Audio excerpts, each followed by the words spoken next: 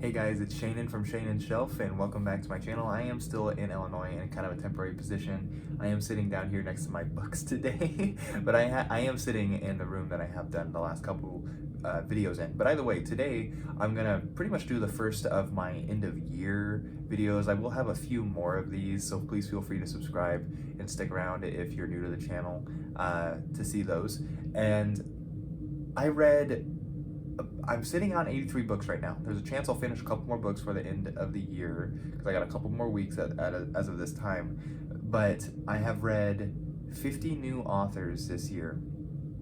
And I did not have a goal of that, but it happened. This was kind of a big year for me. I didn't read nearly as much the last couple years, so I feel like it kind of happened naturally. I don't think that's going to be the case next year, but we'll see. I read 50 new authors, and I'm just going to talk about a handful of them that I've never read before that I will definitely be reading in 2025. So this will exclude people like Tolkien. I read way more Tolkien this year than I've ever done before, but at the same time I had read him before, so I will not be talking about him. But I'll just get right into it. The first one that I did read for the first time, and I definitely will be reading more of, is Gene Wolfe. So I just finished this duology today, actually. I finished The Wizard. I had already read The Knight a month or so ago.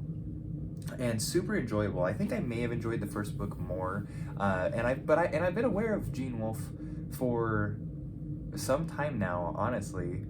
Book in the New Sun is definitely on my radar, kind of has been on my radar for a while. And I think, and I at least hope I will get to in 2025. I'm not sure how much reading I'm gonna get to in 2025, how busy I'll be, but I definitely want to read more Gene Wolfe. Super enjoyable. I know he's super popular in some circles. I don't know if he's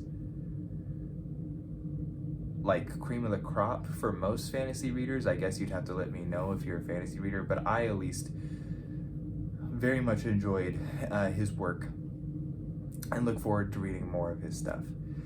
And another author that I'm going to be reading more of in 2025 is Barry Crump.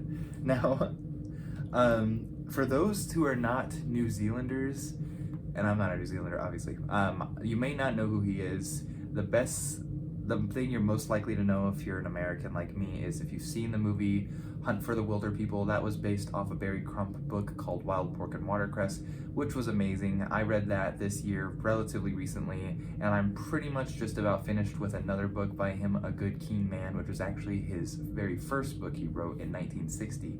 And wow, I love Barry Crump. This guy's amazing. I'm definitely going to be reading more Crump. I have this, which has A Good King Man, which I've been reading out of, and it has a copy of Wild Pork and Watercress, but it also has 3 other stories in here that I will hopefully be reading in 2025, and maybe I'll get my hands on some other Barry Crump stuff. It's kind of expensive to get them to the United States, all things considered, you know, for these small, like just 200-page small paperbacks. But very, like, a sense of nostalgia is how I would describe Barry Crump. Very approachable, and I loved it, to put simply.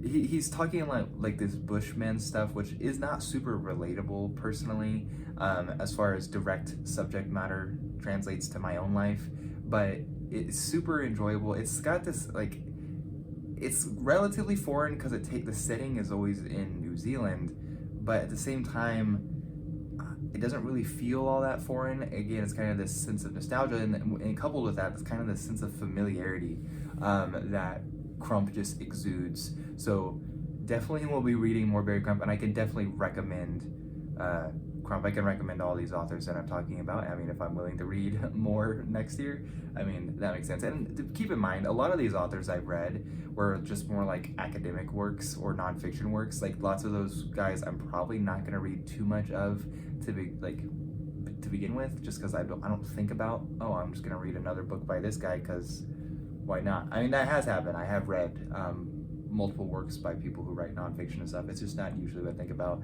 I'm usually thinking in the way of fiction. But either way, there are a couple exceptions to that, really. The big one is Berdiev. And I got a couple of copies of his, I have two of his books in this box, but I'm not going to dig through it right now. But that is The Spirit and Reality and The Meaning of the Creative Act. I read both those books this year. He has written several more books that I'm pretty interested, pretty keen on reading next year. This is more philosophy. He was a Russian thinker, 20th century thinker, and wow, like just his understanding of like creativity and spirits. He kind of has his own brand of personalism, which highlights freedom and creativity. And personalism is something I've been becoming more acquainted with this year. I've become acquainted more with Thomistic personalism as well, which would vary from his. But I still really, really enjoy Berdiev. He brings a lot of stuff that is new and kind of exciting, but at the same time, lots of what he talks about, it's kind of like, oh, you know, like, it's like I've known it already, but I never could articulate it, or maybe I was just never even thinking about it. But he was like, yeah, he's just taking words out of my mouth, or even if not out of my mouth, he's taking them out of like the inner recesses of my brain or something. And so there's a lot that I appreciate about his work. That might not be for everybody. I don't know how many of you like to read philosophy necessarily, but I do find his works, if you're not a big philosophy reader, to be relatively approachable compared to other philosophical works. Not the most approachable, but still relatively approachable, like more approachable than Hegel or something like that, but still. And there is one other Russian thinker that I would like to mention. I only have read one book by him, and there's only one other book that has been translated into English that I will hopefully be reading sometime this next year. I read his Dialectics of Myth, and I want to be able to read his Dialectics of Symbolic Form. That is something I'm definitely trying to get to. Not the cheapest, unfortunately, but I will hopefully get to it. In fact, I mentioned actually when I first created this channel that I'm trying to learn Russian. I've been mostly just learning the Cyrillic alphabet, and I've been kind of more lax than I should be, admittedly.